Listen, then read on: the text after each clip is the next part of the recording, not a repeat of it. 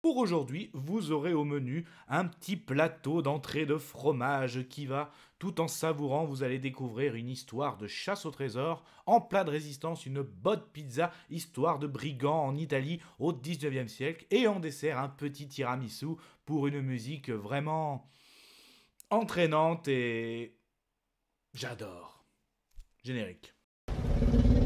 Soit on meurt en héros, soit on vit assez longtemps pour se voir endosser la peau du méchant. Pour ce genre de choses, il existe des hommes comme moi. Il t'arrive de saigner. Vous pouvez respirer. Vous pouvez cligner des yeux. Vous pouvez pleurer. M'a ramené le conduit, celle-là.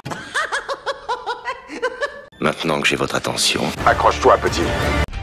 Salut à tous, c'est Fab et Desgarmat sur ma chaîne et aujourd'hui on parle de plateforme de streaming, série de plateformes de streaming. Netflix nous a proposé une petite série italienne, série de 6 épisodes. Je parle bien sûr de Briganti. La vidéo sera faite en plusieurs parties. Déjà, de quoi parle cette série? Après ce que je retiens, ce que j'ai aimé, moi aimé sans spoiler, avec une petite conclusion.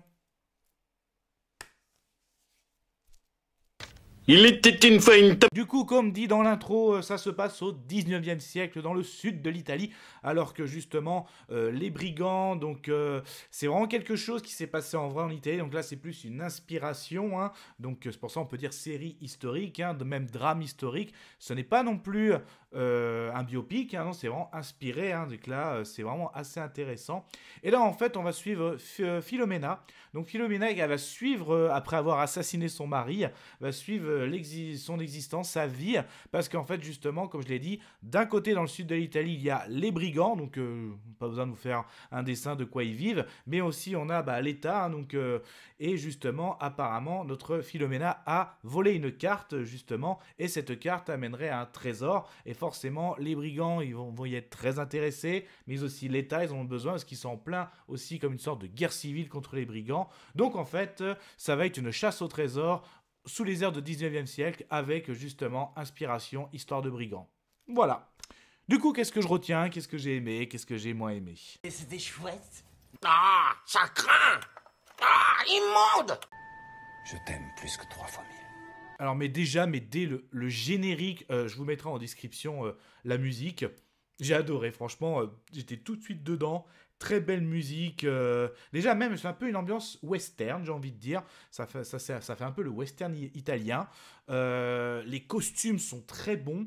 Les couleurs aussi, j'aime beaucoup. À un moment, il y a beaucoup d'images autour, notamment les brigands, autour de feux de camp, même au niveau des combats, tout ça. Les jeux de lumière sont très très bons. Les acteurs aussi, j'aime beaucoup. Donc, j'en connais aucun, hein, je tiens à vous dire. Même les noms, j'ai pas vraiment retenu pour vous dire. Donc, mais vraiment, c'est vraiment très très bon.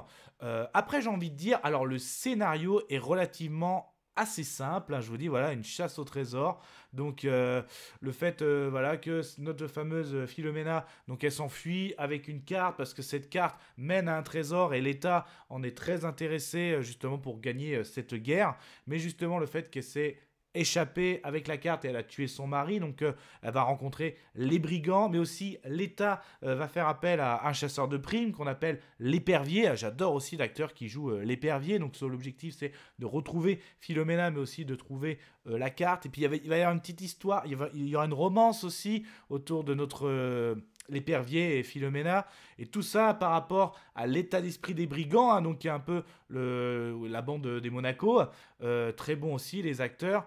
Il y aura de la trahison aussi, d'où vient la trahison, et pour finir au 6e épisode avec un final. C'est vrai que les combats quand même, il y a beaucoup de ralentis, c'est pas si explosif que ça. Moi j'étais un peu déçu là-dessus. Donc en fait le scénario il est relativement très très simple. Certains pourraient même le classer de banal. Moi par contre voilà, ce que je retiens, c'est vraiment la musique, la beauté des costumes, la lumière, les couleurs. C'est vraiment ça que je retiens. Les acteurs aussi. Après, voilà, je trouve quand même le scénario très très simple. Voilà, histoire de brigands. Mais ça m'a donné envie de m'intéresser. Je me suis un peu intéressé. Je suis encore en train de lire certaines choses sur justement les brigands en Italie. Parce qu'il y a aussi tout un fond de prophétie où une certaine femme va libérer justement le sud de l'Italie. En gros, que les brigands qui amène des brigands, notamment qui va libérer en gros de l'oppresseur, parce que vraiment, ils ont vraiment un état d'esprit de liberté. Ils sont pas montrés vraiment comme des méchants, parce que le mot brigand, ça fait vite, ça doit être des méchants.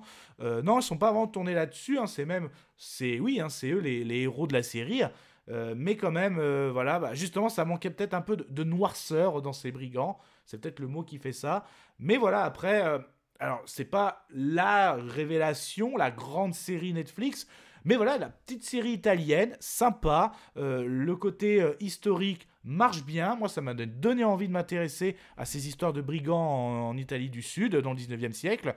C'est très beau. La chanson, je l'écoute assez souvent, là, en ce moment. Je suis en plein dedans. Je l'ai même partagé avec les amis.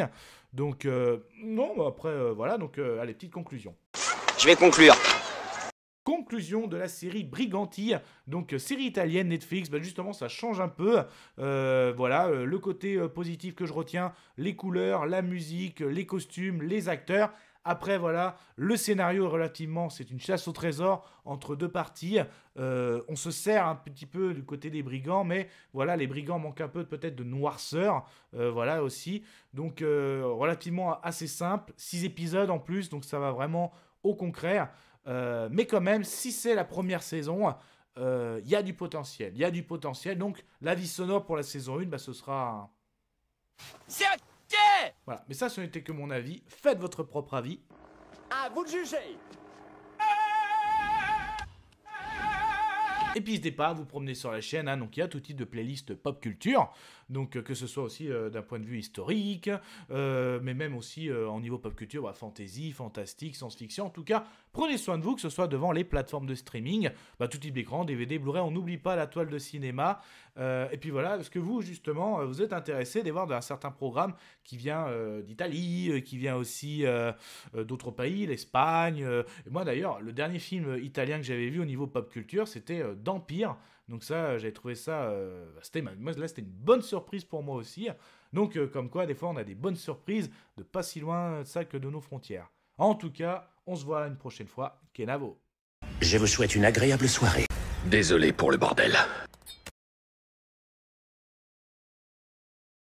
Au revoir.